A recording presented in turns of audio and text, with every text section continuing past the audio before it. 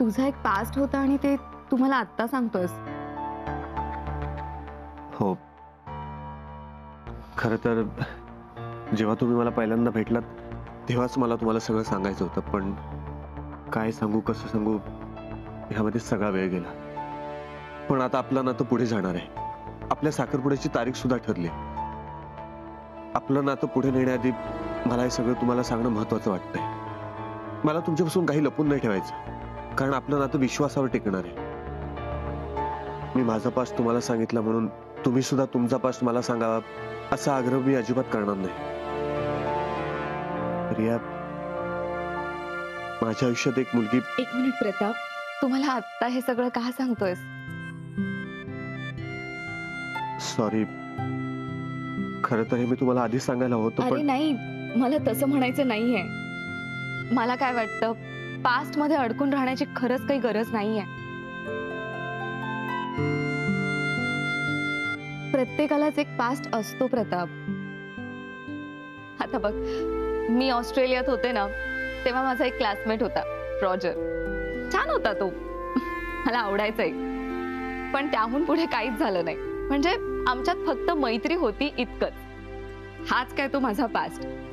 हा, पण याचा अर्थ असा नाही की तुझा पास्ट ऐकून मी तुझ्यावर रागवेन किंवा जेलस होईन. प्रताप, मला काय वाटतं माहितीये, आपल्यासाठी पास्ट पेक्षा महत्वाचं प्रेझेंट आणि आपलं फ्युचर आहे. तुला तुझं फ्युचर माझ्यासोबत घालवण्याबाबतीत तू क्लिअर आहेस ना? Yes, of course. बस झालं तर मग इथून पुढे आपल्या पास्ट मुळे डिस्टर्ब होण्यापेक्षा आपण फक्त फ्युचरचा विचार करूया. आणि प्रताप, लक्ष ठेवूया की आपल्यासाठी फक्त आपलं फ्युचर महत्वाचं आहे.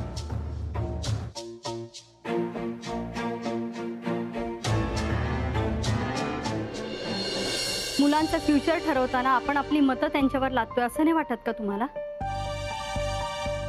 तुम्हाला नक्की काय म्हणायचं आहे? प्रतापच्या आयुष्यात जे काही घडलं त्यानंतरही तो रियाशी लग्न करायला तयार झालाय. मान्य आहे, हे स्थळ तुम्ही आणलंय प्रतापसाठी. रिया खूप चांगली मुलगी आहे. पण आता हे तेजू बद्दल, अहो तुम्ही तेजूसाठी स्थळ ठरवलं, मुलगा निवडलात, आणि आता प्रतापच्या साखरपुड्याच्या दिवशी तुम्ही त्यांना भेटायला बोलवलंय. हो, कारण माझं तसंच ठरलं होतं. प्रथम कुटुंबीय आपल्या घरी येतील, आपली बडदास्त बघतील, एकमेकांशी ओळख होईल, आणि ते इथे येत आहेत तर तेजूच्या लग्नाची बोलणी सुद्धा करता येतील ना. हो, पण मला असं वाटतं एकदा तेजूला विचारलं असतं तर. तेजूला काय विचारायचं याच्यामध्ये? आम्ही ठरवलं की ठरलं, आणि आम्ही आता प्रतापरावांसाठी सुद्धा काहीतरी ठरवलेलं आहे. काय? हेच की प्रतापरावांनी आता रिया बरोबर लग्न केल्यानंतर तिच्या बरोबरच मुंबईला जावं. कारण त्यांचा आता राजकारणात विशेष रस आहे असं मला वाटत नाही. त्यापेक्षा त्यांनी मुंबईला जावं, तिच्या वडिलांचे खूप उद्योगधंदे आहेत ते बघावेत, त्याचा अभ्यास करावा आणि स्वतःचा सुद्धा एक बिझनेस सुरू करावा, हीच आमची इच्छा आहे. अहो, मुलांनी काय करायचं काय नाही, तेजूनी कुणाशी लग्न करायचं, प्रतापनी काय करायचं, हे सगळं तुम्हीच ठरवणार आहात का? प्रतापला शेती करायची होती, ती तुम्ही करू दिली नाही. त्याला राजकारणात रस नव्हता तरीही तुम्ही त्याला त्यात ओढलं, पण ते त्यांनी नेटानी केलं. तेजूला इंटरनॅशनल लेवलची ट्रेकर व्हायचं होतं, तेही करिअर तुम्ही तिला करू दिलं नाही. अहो, अजून लहान आहे होती, 4-5 वर्ष तिच्या मनाप्रमाणे तिला करू द्या ना. काय इतकी घाई आहे तुम्हाला? का असं करताय तुम्ही? मी हे करतो कारण तेच बरोबर असतं. तुम्हाला माहिती आहे ना, या घरात जे मी ठरवतो तेच ठरतं, आणि आम्ही ठरवलेलं आहे तसंच होणार. कारण मुलांच्या हाती निर्णय दिले की काय होतं पाहिलं ना तुम्ही. घरात काम करणारीच्या प्रेमात पडलेत, गावात नाचक्की झाली आपली. त्यामुळे आता मुलांना कुठल्याही प्रकारची सूट नाही, आणि तुम्ही हे व्यवस्थित समजून चाला. तुम्हीही शिका यातून. तुम्हीही मुलांना सूट देऊ नका, शिस्तीत ठेवा त्यांना. आणि आता जो मी निर्णय घेतलाय तसंच होणार.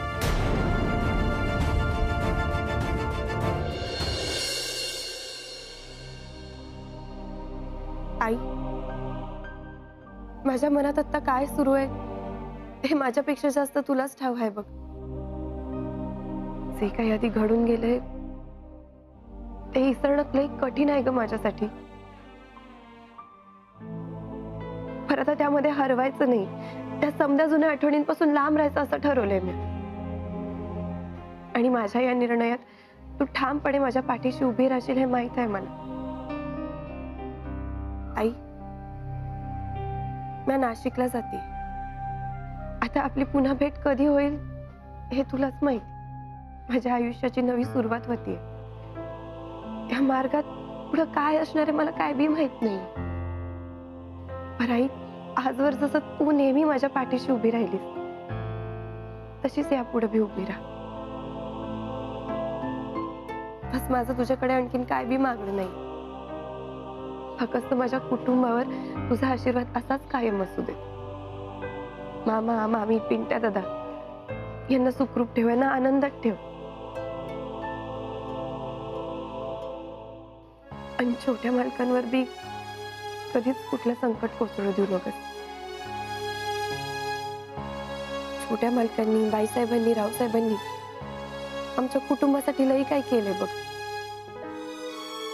त्यांच्यावर बी तुझी कृपा दृष्टी ठेव.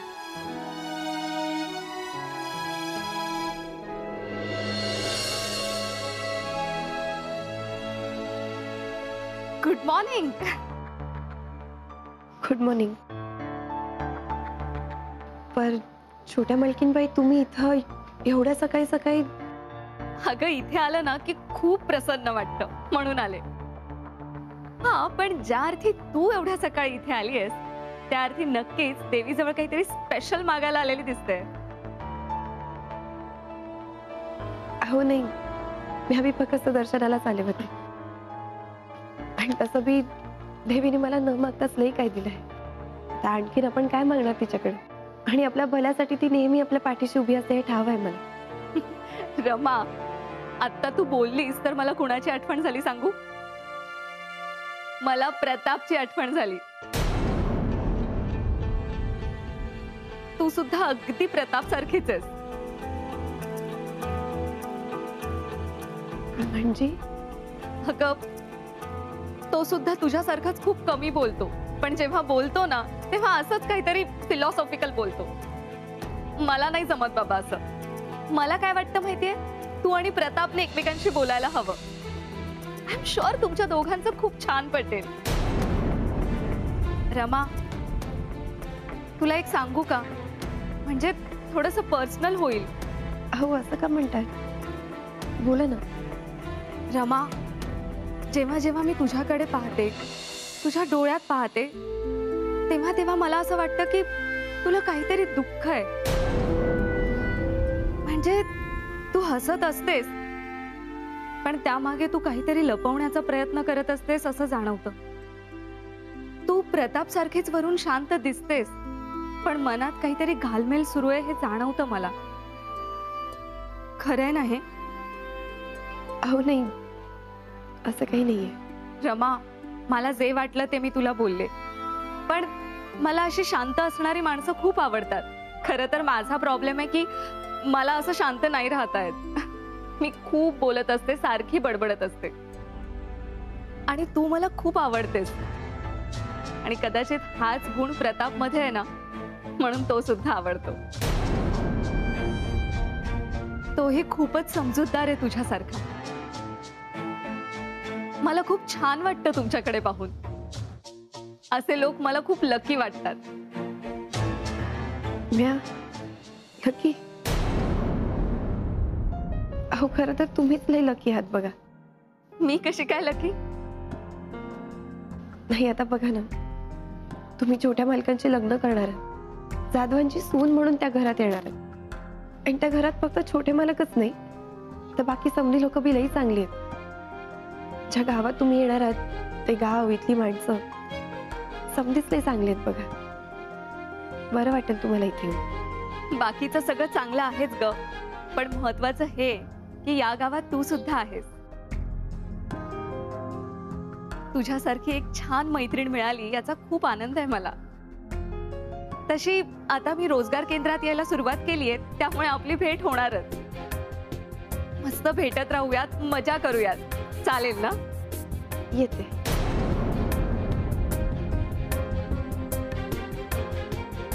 उत्तर न देताच गेली ही मुलगी. स्ट्रेंज आहे बाबा. स्ट्रेंज आहे सगळं. खरं सांगतोयस? तेजू, मी खरंच बोलतोय. तुझ्याशी मी कधी खोटं बोललोय का? नाही, खरं बोलायचा स्ट्राईक रेट तू अजूनही मेंटेन केलास. पण खरंच रियाला तुझ्या पास्ट बद्दल सगळं सांगितलंय? तेजू, आता बॉन्ड पेपरवर लिहून देऊ का? मी खरंच सांगितलंय आणि तिचं यावर काही म्हणणं नाही. तिचं काही म्हणणं नाहीये? अरे पण ती काहीतरी रिॲक्ट झाली असेलच ना. तिला काहीतरी वाटलं असेल दादा. तेजू, तिने सगळं शांतपणे ऐकून घेतलं. ओके, पण ती एक्झॅक्टली काय म्हणाली? ती म्हणाली, मला तुझ्या पास्ट बद्दल विचार करण्यापेक्षा आपल्या फ्युचर बद्दल विचार करायला जास्त आवडेल. वाव, हे खरंच खूप बेस्ट झालं. आता तुमच्या दोघांच्या नात्यामध्ये कुठल्याच प्रकारचं टेन्शन राहणार नाही. दादा, बरं झालं तू तिला सगळं सांगितलं. मग आता एंगेजमेंटची तयारी आपण जोरात सुरू करूयात ना. आचरेकर येणार आहेत साड्या घेऊन, रियासाठी साड्या सिलेक्ट करायला.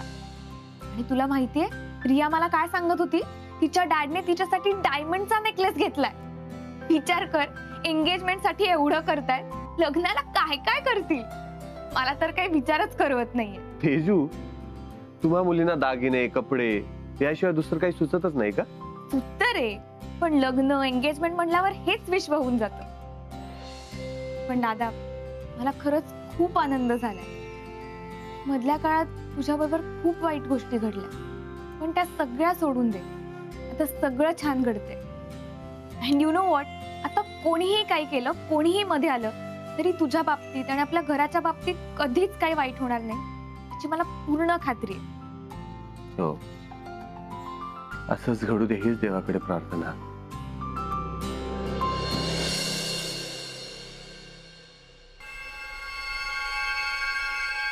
छोट्या मालकीन, तुम्ही निघा निघा. छोट्या मालकीन बाई, ओ छोट्या मालकीन बाई, राम राम. नमस्कार. नमस्कार. अहो ऐका तर. झाला ना नमस्कार, आता बाजूला व्हा. नाही नाही, अहो तुम्हासनी मला काही सांगायचं होतं. म्हणजे लहान तोंडी मोठा घास घेतो, पण तुम्हाला एक माहिती द्यायची होती. आणि हीच ती वेळ आहे तुम्हासनी सांगायची. नाहीतर काय तुम्ही घरी तरी असतात, नाहीतर तुमच्या सोबत कोणतरी असते, मग बोलणार कसं ना. आणि काय, या गरीब माणसाकडे तुमचा मोबाईल नंबर बी नाही म्हणल्यावरती तो पर्याय बी बंद. पण काय, तुमचं भलं व्हावं हीच माझी इच्छा आहे. आणि मी जे काही सांगेल ना ते तुमच्या उपयोगालाच येणार आहे. आणि मला असं वाटतंय तुम्ही माझं ऐकून घ्याल, कारण तुम्ही एवढ्या साध्या, एवढ्या छान. पटकन बोला जे बोलायचंय त्या. माझ्याकडे फालतू बडबड ऐकायला वेळ नाहीये. नाही, मला फक्त एवढंच सांगायचं आहे. आता तुम्ही जाधवांच्या घरातल्या सून होणार, म्हणजे रावसाहेबांच्या घरातल्या सून होणार म्हणून सांगतोय. रावसाहेबांचं घराणं आहे ना, वाटतंय तेवढं सोपं नाही बरं का.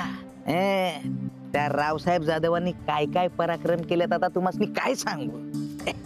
आणि हो, ते प्रतापराव दिसतात तेवढे अजाबात साधे नाहीत बरं का. ते म्हणतात ना, खाली मुंडी पाताळ धुंडी, तशातली गत आहे त्यांची. मला समजलं तुम्हाला काय सांगायचंय ते. नाही, ऐकून तर घ्या. गप्प बसाल का जरा तुम्ही. हे घ्या, हे पैसे घ्या. आणि हो, हे पैसे ना ही बातमी देण्यासाठी नाही, तुमचं तोंड बंद करण्यासाठी आहे. आणि मला माझं चांगलं वाईट व्यवस्थित समजतं. अहो नाही छोटी मालकीन बाई, अहो ऐका, अहो मी तुमच्या हितातच सांगत होतो. माझ्या हिताचं माझे आई वडील ठरवतील, त्यासाठी तुमच्यासारख्या माणसाचं ऐकण्याची गरज नाहीये मला. अहो ऐकून तर घ्या. अहो छोट्या मालकीन बाई, ओ छोट्या मालकीन बाई, ऐका तर. म्हणतात ना, ज्याचं करावं भलं तो म्हणतो माझंच खरं. अरे वा, आज माझं भलं झालं. असू दे.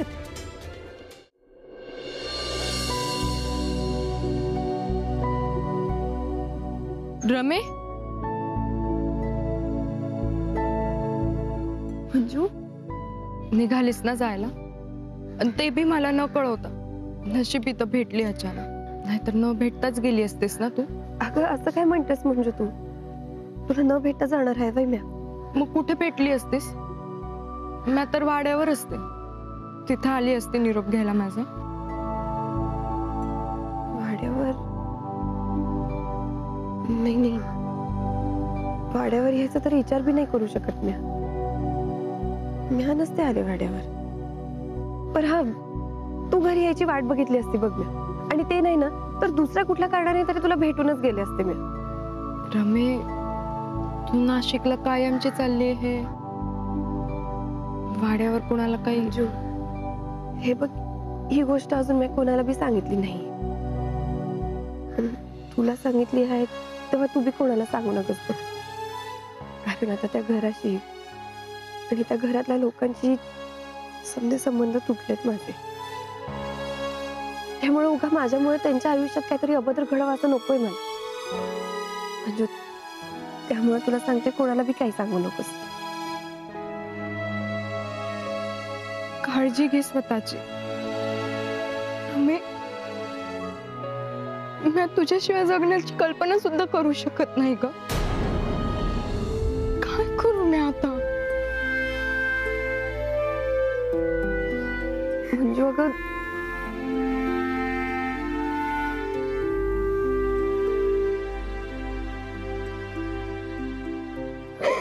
म्हणजे ऐक बरं माझं. अगं मला बी तिकडे तुझ्याशिवाय करमणार नाहीये बघ. लई मोठी जबाबदारी तुझ्यावर. मामा मामींची, भाड्यातल्या समजा लोकांची काळजी घ्यायची आहे तुला. आणि म्हणजे एक गोष्ट तुला सांगून ठेवते, त्या रिया मॅडम आहेत ना, ते लई चांगले आहेत बघ. त्या घरची सून होण्यासाठी एकदम योग्य आहेत त्या. त्यामुळे छोट्या मालकांची किंवा रावसाहेबांच्या बद्दल तुझ्या मनात काही बी शंका ठेवू नकोस. तू तिकडे काम करायला जातेस ना, तर मन लावून काम कर. तुला जायलाच हवं का ग?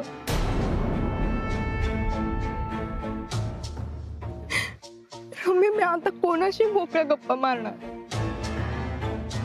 स्वयंपाकाच्या गोष्टी, लिहिण्या वाचण्याच्या गोष्टी कोणाला विचारू? आणि कोण मला इतक्या प्रेमाने समजून सांगेल ग? तू गावात नसणार ह्याच कल्पनेने मला कसं तरी व्हायला लागलंय. म्हणजे अशी रडून मला निरोप देणार आहेस वय?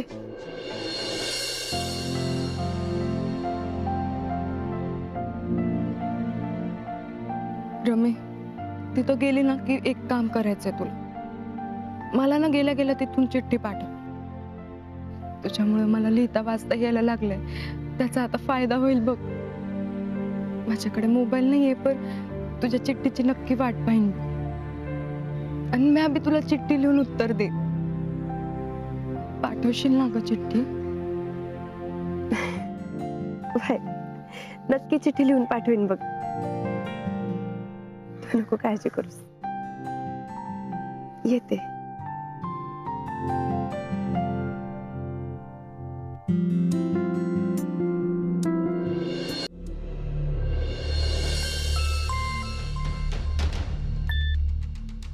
हॅलो. हो, पण मी सांगितलं होतं ना की मी फोन करत जाईन. मग हा फोन कशाला मध्येच केलाय?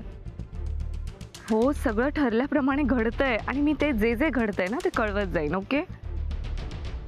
आज आता मी बाहेर एकटी पडले ना, म्हणून हा फोन रिसीव्ह करू शकले. नाहीतर सतत कोणी ना कोणी माझ्यासोबत असतंच. त्यामुळे ठरल्याशिवाय फोन कॉल नको. हो, बरोबर आहे. आणि आता साखरपुड्याची तारीखही ठरली आहे. डोंट वरी, सगळं ठरल्याप्रमाणे घडतंय. मग फोटो पाठवत जाईन ना मी. आणि तसंही जे घडतंय ते कळवतेच आहे ना. त्यामुळे मी फोन करत जाईन. ओके.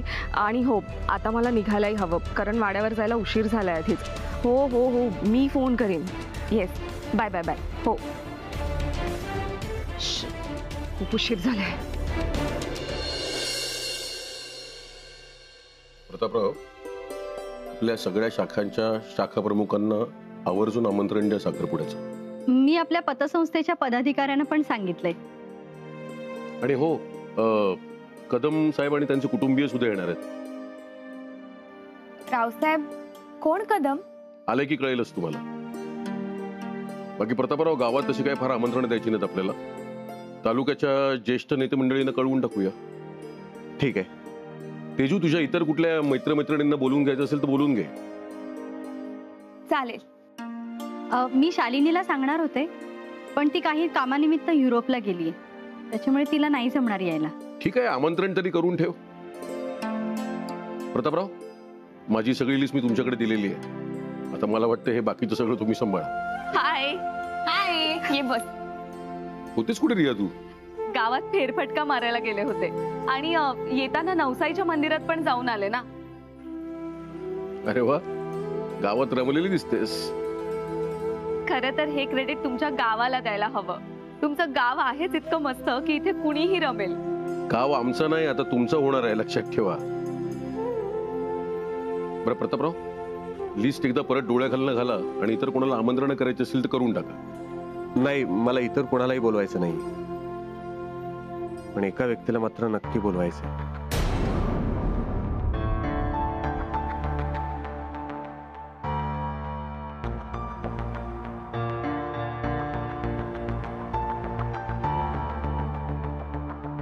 हा असा एकदम कुठे निघून गेला. खरंच कधी कधी असं काही कळतच नाही. त्याची आता सवय करून घेतो.